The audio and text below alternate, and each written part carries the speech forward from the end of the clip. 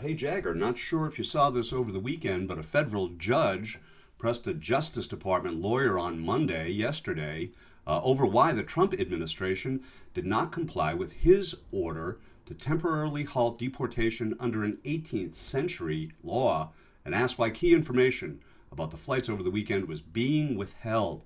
Now, the alarming response by Trump's legal eagles, I don't know, it may very well signal the end of democracy as we have come to know it and to love it. It's just that serious.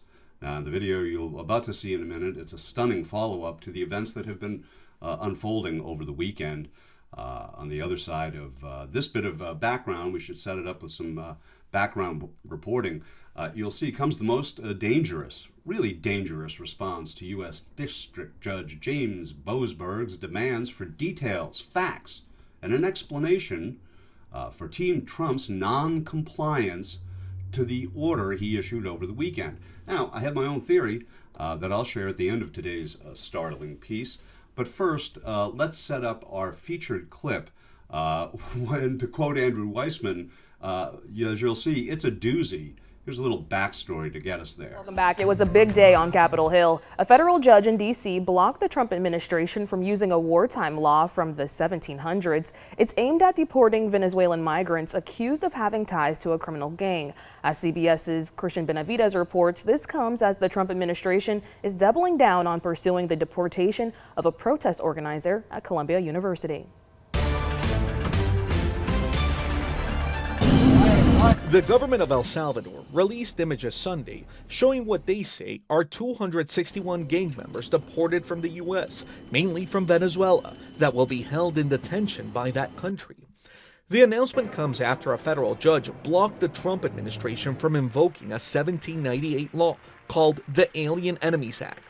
The law would allow the arrest and deportation without typical due process of Venezuelan migrants who are accused of being members of the South American gang, Tren de Aragua. The judge in Washington blocked deportations with a 14-day restraining order. He said planes already in the air carrying deportees should turn around. It's unclear if the Trump administration violated that order. We want to get rid of Tren de Aragua gang members. They're terrorists too. The president designated them, asked me to designate, and I did, as a terrorist organization. We want to get rid of them as well. We don't want terrorists in America. Now, in addition to alleged members of the Venezuelan gang, the president of El Salvador says members of a gang in their country were also deported. Judge James Boasberg ordered that the plane headed for El Salvador be turned around. It did not turn around. It landed. Now, wait till you hear the Justice Department's chilling explanation of this.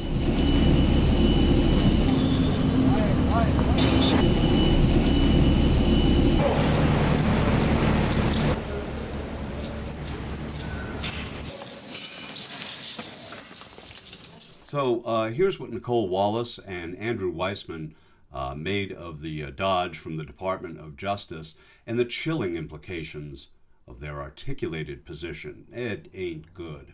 After this, I'll share another thought about why the federal judge's order was defied.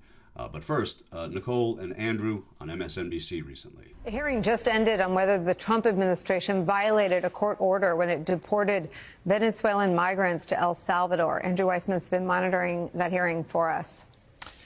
So this is a doozy. So the judge wanted to have a factual hearing. He said, I'm not going to make a ruling today on whether you're in contempt. I want to understand the facts better. That usually means that the government, knowing that they're there, has to answer. This was their answer. We are not telling you the facts. The judge had a whole series of questions about what happened. When did the planes take off? When did they land? Who was on the planes? How many people? All the normal things you'd want to know.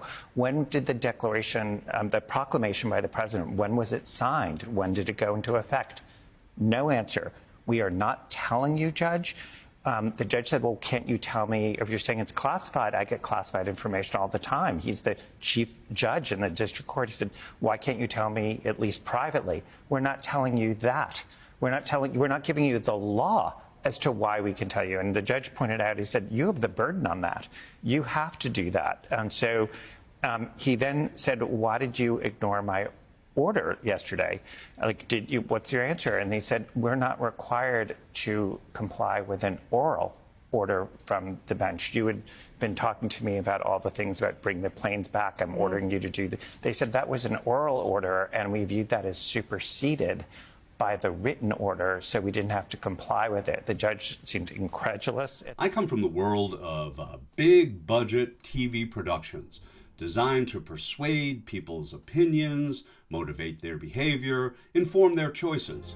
My name is June.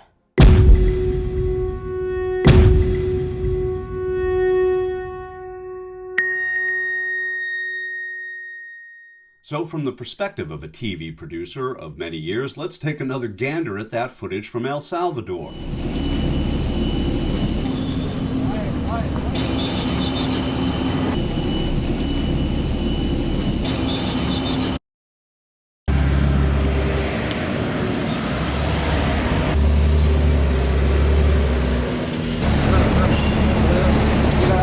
Now this is pure persuasion of perception. Again, I spent 30 years persuading people just like you to watch certain TV shows and movies, and I understand this made-for-TV president and this reality show mentality of governance, I suppose, as well as anyone on this fragile planet. And this is my note. That plane had to land. That was a big-budget production, guys. Drone footage, low-angle camera shots, the visual design, the cinematography, the highly produced aspect to that official video is spectacularly chilling. No doubt that plane had to land, because in the business of propaganda, the political reality is the show must go on. And on Occupy Democrats, we'll always have notes.